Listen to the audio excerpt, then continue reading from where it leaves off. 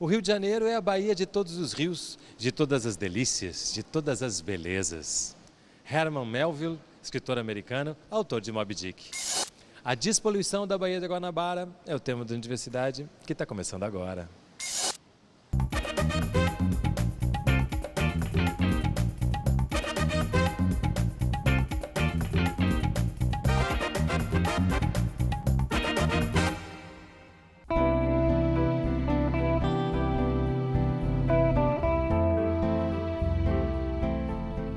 Hoje, no Círculo Militar da Praia Vermelha, na Urca, no Rio de Janeiro.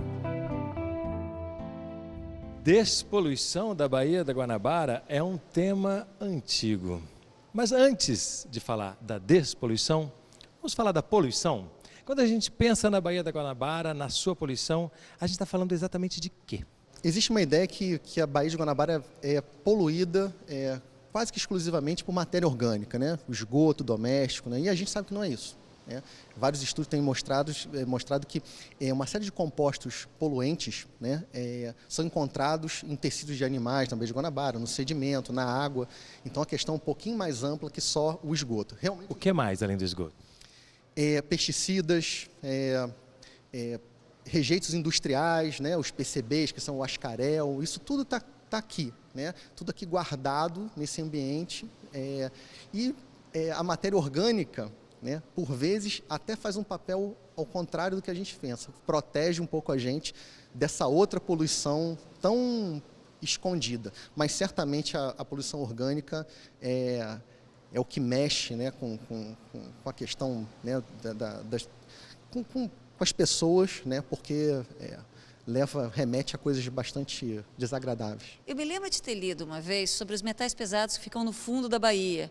E eu me lembro que era um pouco um paradoxo, porque se você tentasse limpar o fundo da baía, havia risco de trazer essa poluição dos metais pesados para o ciclo vital. Aí a gente estaria num problema muito mais sério do que a gente está agora. Na verdade, você tirar a matéria orgânica do sistema, diminuir essa matéria orgânica, vai fazer com que esse metal pesado, por exemplo, como ela falou, que está no sedimento aprisionado, né, ele vá para a coluna d'água, né, vá para a água, né, e pode entrar nos organismos, entra na cadeia alimentar. Né, isso é possível. Né, por isso que pensar essa poluição tem que ser de uma maneira bastante ampla. É mais complexo do que a gente imagina.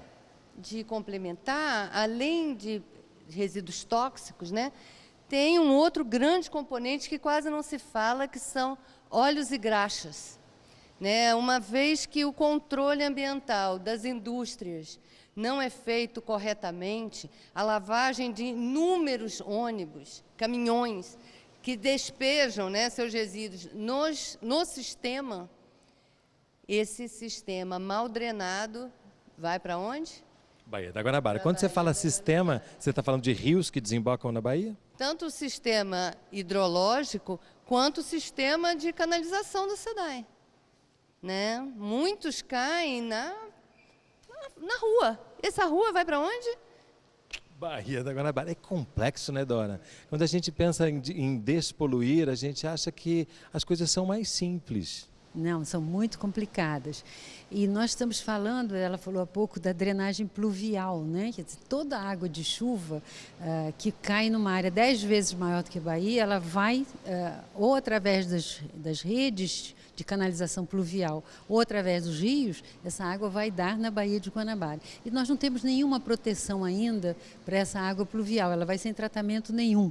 Então, toda aquela, mesmo a fumaça negra, a gente acha a fumaça negra do ônibus, ela vai para o céu? Não, ela cai na hora da chuva, ela cai outra vez e vai para o chão, e do chão ela é lavado para a Baía de Guanabara. Então, todos, sabe, nossas ruas são muito sujas, né? A gente está falando de uma poluição habitual, quer dizer, a gente tem cachorros vadios nas ruas, quer dizer, a gente tem os excrementos dos cachorros, os excrementos de moradores de rua, né? Nós temos moradores de rua. Agora tem uma grande campanha aí para não urinar, as pessoas não urinarem nas ruas, mas essa urina vai toda pela drenagem pluvial, ela vai dar nas ruas. Quer dizer, a gente já não está falando do esgoto, a gente está falando da água suja que vai pela drenagem pluvial. Não é de hoje. Eu abri o programa falando isso. E aí a gente pode recuperar André Rebouças, que é um engenheiro importantíssimo, um engenheiro negro, e que precisa ser mais estudado, né? Olha, o André Rebouças tem uma citação muito engraçada. Quando foi feito o sistema de separação de esgoto do Rio de Janeiro, em 1870, o sistema de esgoto era baseado exatamente em colocar todo o lixo na Baía de Guanabara. Você pegava o lixo, recolhia, compactava, colocava nos navios lameiros e os navios lameiros iam para a Baía de Guanabara. Quando isso era... E despejavam na Baía. Despejavam tudo na Baía. Quando a ideia ainda era um projeto, o André Rebouças ficou furibundo. Ele dizia, meu Deus, vocês estão transformando a Baía de Guanabara numa cloaca máxima. Esses são os termos dele, isso em 1870. Então é antigo. E pelo que a gente está vendo aqui, virou mesmo isso, uma cloaca máxima, né? A gente já viu que praticamente tudo que é dejeto e poluição, mesmo a poluição atmosférica, acaba na Bahia. Acaba na Bahia, sim. A gente trabalha muito com os botos aqui na Baía de Guanabara, né? E os botos, eles estão exatamente no topo da cadeia alimentar da Baía de Guanabara. Então, eles são um retrato do que passa por esse sistema, né? Entra na cadeia alimentar e vai até eles, né? Chega lá, atinge o topo da cadeia. Os botos da Baía de Guanabara estão entre os animais mais contaminados do mundo, né? E eu estou falando de qualquer animal, leão, porco, galinha, pato, né? De qualquer lugar do mundo, né? Eles estão entre os animais mais contaminados do mundo por uma série de compostos, né? Depois de tudo que foi já dito aqui, eu até acho impressionante que ainda haja boto na Baía da Guanabara. Existe uma população resistente aqui, né? Hoje cerca de 40 animais, mas já passaram de 400 animais. Se acredita que passaram de 1000 animais, né? E a gente tem hoje uma população residual aqui, infelizmente, mas ela está aí, persistindo. Eu tento, pelo menos para os meus alunos e para quem a gente tem acesso, também dar esperança, né? Porque se a gente ficar falando da Baía de Guanabara só pelo mal, né? Na verdade, essa Baía de Guanabara ela tem cenários maravilhosos, né? Ainda guarda, né? Acho que a Dora pode falar um pouco disso também. Antes disso, Cristina, eu volto para você no início do próximo bloco. A gente vai falar também do bem, a gente vai falar tanto dessa poluição, mas da despoluição. Não sai daí, a gente volta já.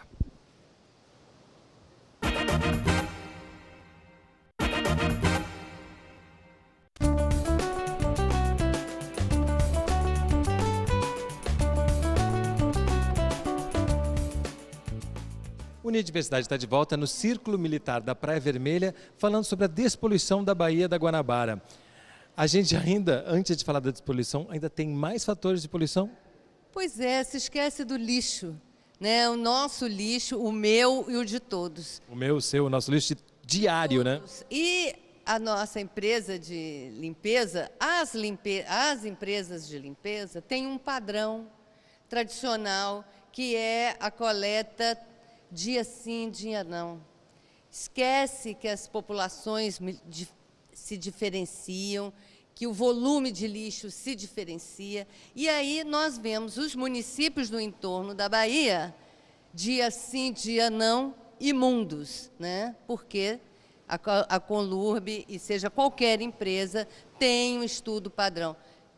Nós advogamos na Eco Marapendi estudo caso a caso de ambientes, né? Para que cada coleta seja feita de acordo com a realidade do local. Com a demanda, né? E com a oferta. Ela falou municípios em torno. Como é que a gente pode saber do que a gente está falando em termos de população, de regiões? O que está em volta da Bahia? Olha, em volta da Baía de Guanabara, a área drenante para ela, quer dizer, ela é uma espécie de um ralo para onde correm as águas de chuva depois de lavarem o chão de uma área 10 vezes maior do que ela. Nessa área maior existem 16 municípios, integralmente ou em parte. Desde Rio de Janeiro, Niterói, São Gonçalo, todos os municípios da Baixada, Nova Iguaçu, metade de Nova Iguaçu vem para a Baía de Guanabara, Duque de Caxias, Belfor Roxo, e tem até os municípios do leste que são ainda menos populosos, como Cachoeiras de Macacu, Guapimirim, Itaboraí, Itanguá, mas que também tudo isso está sofrendo um crescimento muito grande, né?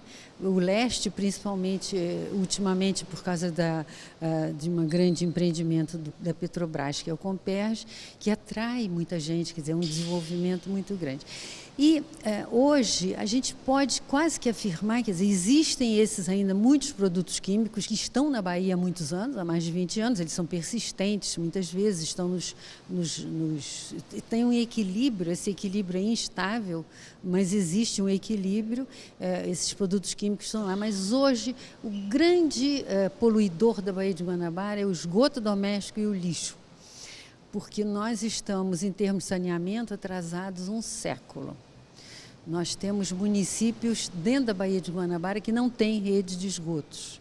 Então, os esgotos vão todos para os rios e todos para a Baía de Guanabara. Atrasados um século é bem contundente, né? Quando que se começou a se preocupar com essa questão? Olha, uma das coisas que a gente tem que considerar é que a Bahia é enorme. E sendo enorme, tem algumas áreas que começaram a dar sinais de poluição muito antes da outra, ao mesmo tempo que você tem lugares paradisíacos, lindos, maravilhosos. Ainda? Ainda hoje, a Bahia é linda, a Bahia é uma cachaça. Agora, eu lembro de ter visto uma análise de águas da Enseada de Botafogo, aqui atrás, em 1918, feitas pelo Instituto Oswaldo Cruz, em que eles diziam que a água tinha composição, cor e sabor de fecaloide. Eu sempre me perguntei como é que ele sabia que tinha sabor de fecaloide, né? Mas isso em 1918. Depois disso, você tem alguns sinais de poluição que acontecem ali na região do Fundão, que era na época 9 ilhas, né? Eram 9 ilhas, uma delas era a Ilha dos Pinheiros e tinha um jovem médico, Legênio de Oliveira, e a sua esposa, que também trabalhava com o Instituto Oswaldo Cruz, que era Luísa Krau. E eles começaram a montar uma estação de hidrobiologia, que era para ver como era a vida marinha na Bahia. Eles descobriram que eles não podiam ter um tanque que recebesse água da Bahia nos dias ruins, porque eles perdiam tudo. Os camarões eram os primeiros a morrer. Então, eles ainda tentaram várias vezes fazer novos tanques, separar os tanques. Finalmente, na década de 50, em 58, o Legênio e a Luísa, Legênio de Oliveira e a Luísa Krau, publicam um artigo dizendo, gente, não dá para fazer análise de vida marinha aqui. O que a gente vai fazer é monitoramento de poluição da Baía de Guanabara. Isso é 1958.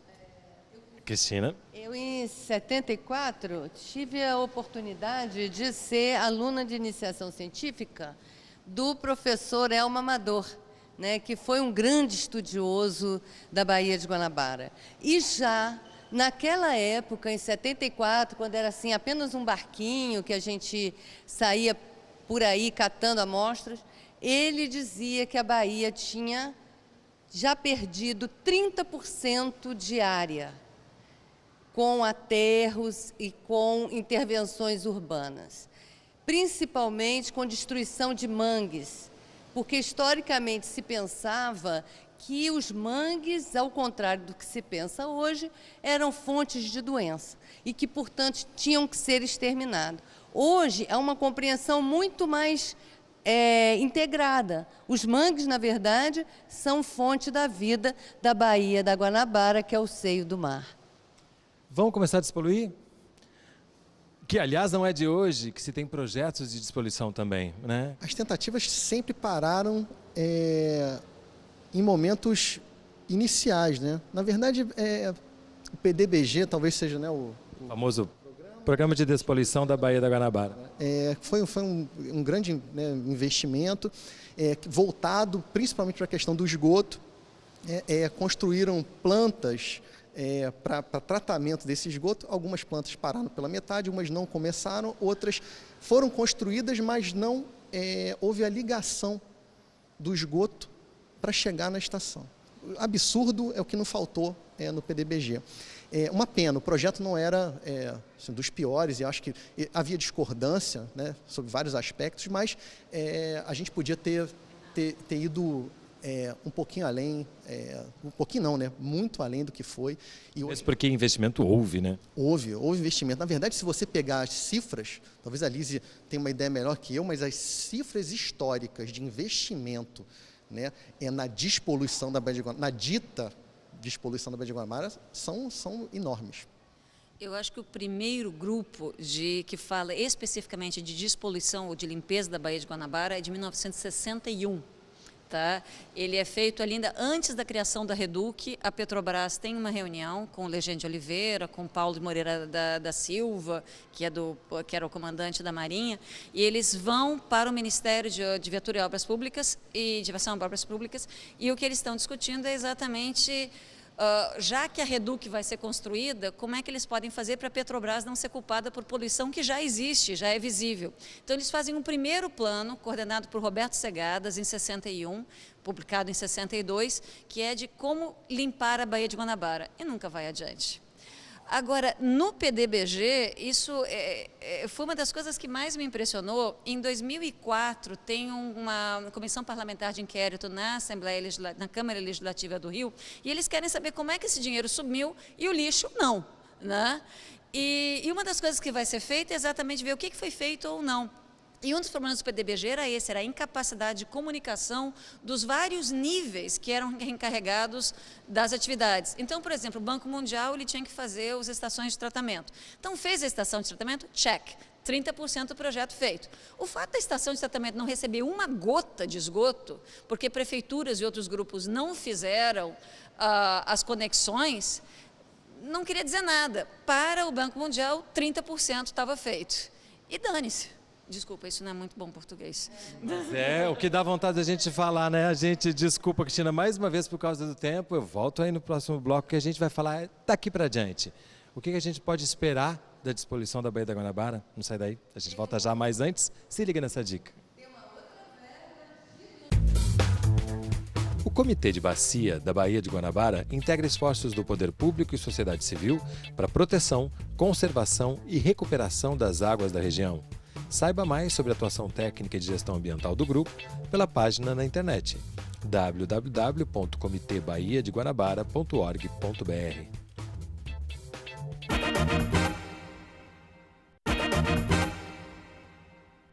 O Unidiversidade está de volta no Círculo Militar da Praia Vermelha falando sobre a despoluição da Baía da Guanabara, que a gente já viu que não é de hoje, a gente já viu que a poluição é mais complexa do que a gente imagina.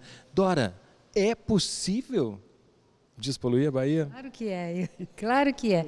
Existem exemplos no mundo inteiro de ecossistemas semelhantes, urbanos também, que são despoluídos. Agora, tem que investir muito. Quando a gente sempre critica o PDBG, realmente houve muito, deve ter havido desvios e tal, isso eu não posso afirmar, mas eu também não posso negar.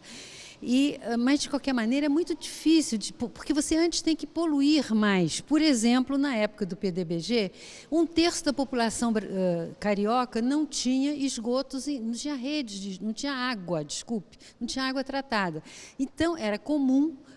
Nós tínhamos até musiquinha de carnaval, lata d'água na cabeça, lá vai Maria. Porque então a população favelada do Rio, que é cerca de 1/3 da população, não tinha água.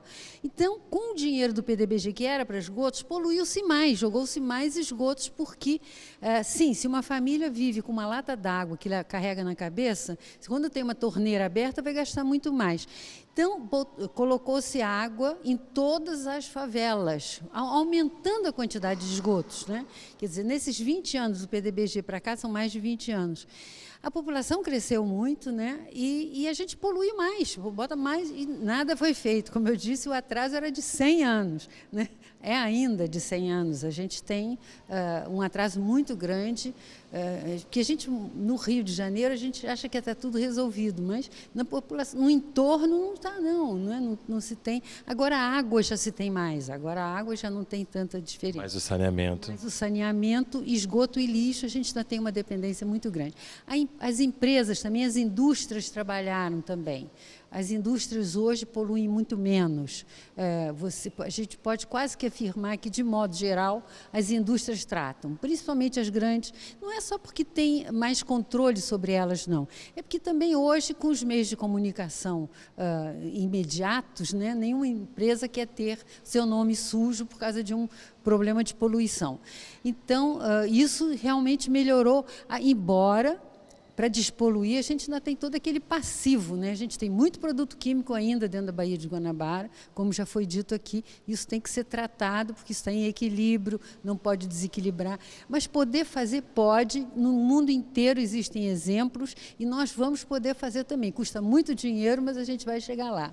Cristina ia falar sobre dinheiro aquela hora? Ia falar sobre dinheiro, porque o que aconteceu em 2000? Houve aquele desastre da Petrobras e aportaram 58 milhões para os municípios darem uma destinação correta aos seus resíduos.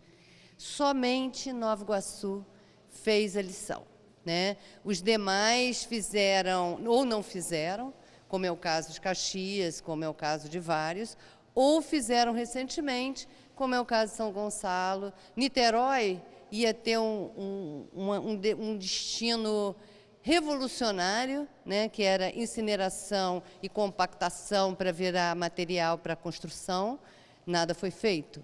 Naquela época, já se falava que o Morro do Bumba não aguentava nem um ano. Olha o que aconteceu, né? Então, a gente vê uma procrastinação, assim, não, aguenta mais um pouquinho, aguenta mais um pouquinho. Agora, nós demos um passo na cidade do Rio de Janeiro importante, que foi acabar com aquela mácula chamada lixão de Gramacho, né? E a população ainda não entendeu, está entendendo aos poucos como é o processo até seropédica, né? Que tem problemas, tem 7 estações de transbordo, mas se produz muito mais lixo, né? O avanço da renda, o avanço do consumo. E ainda temos que batalhar pela educação para que seja um consumo mais equilibrado, mais consciente. Como a Dora falou, existem diversas iniciativas no mundo que mostram que é possível trazer ambientes mortos, que não é o caso da Baía de Guanabara, né, à vida novamente. Na verdade, a gente precisa perceber que a despoluição da Baía de Guanabara é um ato não só de salvar o meio ambiente, mas de saúde pública. E isso às vezes, as pessoas não percebem. Na verdade, a gente está falando de esgoto, a gente está falando de saneamento, a gente está falando do lixo, né, bem cuidado, né, o lixo que a gente produz para ser, né, bem cuidado, bem tratado. Ou seja, alcançar uma qualidade ambiental da Baía de Guanabara significa, necessariamente, que a gente aumente a qualidade de vida das pessoas que vivem no entorno da Baía de Guanabara. E a gente também tem colônias de pescadores que vivem da Bahia, né? Vivem. Tem muita gente que vive da Baía de Guanabara, né? Com pequenas iniciativas de turismo, com iniciativas de pesca. A Baía de Guanabara é extremamente piscosa, a produção pesqueira é altíssima, né? As pessoas não têm muita ideia, mas se tira muito peixe da Baía de Guanabara. E o que a gente tem visto hoje, além dessa questão do esgoto, que é crítica, a Baía de Guanabara, hoje, ela está começando a mudar uso. Então, na verdade, aquela tendência portuária dos navios de carga, hoje está sendo trocada, né, por um tipo de atividade que vai tentar atender a indústria do petróleo, com pré-sal, né? Ou seja, os barcos que vão atender essa indústria. Na verdade, a Petrobras elegeu a Baía de Guanabara como um polo principal, né, onde vão chegar essas embarcações e vão ter os seus destinos aí. Então, isso é muito mais impacto, né? Muito mais impacto. Então, por isso que essa questão é muito mais complexa, mas o que chama atenção é isso, saúde pública, né? Se a gente toma vergonha na cara, né, e cuida das pessoas, né, a gente vai ter, se você pensa pelo lado econômico, né, se você faz isso, você diminui gasto com saúde, na verdade, existe uma economia, né, dentro desse gasto, né? Despoluir vale muito mais a pena. Mais a pena. Muito mais. Com esse olhar histórico, esse olhar de presente, esse olhar de futuro. Olha, eu sou bem mais pessimista do que a Dora e do que o Zé. Eu acho que, tecnicamente, certamente a gente pode despoluir. Tem o rio Tâmisa, tem o rio Sena, tem o rio Reno. Meu Deus, em 1940 tinha rios nos Estados Unidos que pegavam fogo de tão poluídos que eles são. Então, tecnicamente, sim. Mas será que a gente tem vontade política para isso? Porque a gente fala dessas mudanças, mas o fato é que a gente está perdendo a Baía de Sepetiba. Tudo aquilo que a gente fez com a Baía de Guanabara, a gente está fazendo agora, nesse momento, com a Baía de Sepetiba. É como se a gente não tivesse aprendido nada. Agora, a gente tem um grande aliado nesse negócio, é a própria Bahia. A Bahia tem uma capacidade de recuperação que é impressionante. A Bahia tem um canal muito profundo que permite uma boa troca de água. O mangue tem sementes, milhares de sementes que vão flutuando por toda a costa atlântica. Se a gente der uma chance para a Bahia, o mangue cresce rápido. Uma das coisas que eu vi em 1940, nas ilhas que eu estudei, a Ilha dos Pinheiros, é que aquela era uma ilha em que não se podia tanto fazer corte do mangue. Aí você vê os mapas de 1930 e os mapas de 1950 daquela ilha e você vê que a ilha cresceu. Porque o próprio mangue, sem poder ser cortado, ele ganhava mais terreno para a ilha, ele crescia como uma mata. Então, se a gente tiver a Bahia do nosso lado e uma boa vontade política, eu acho que dá para despoluir.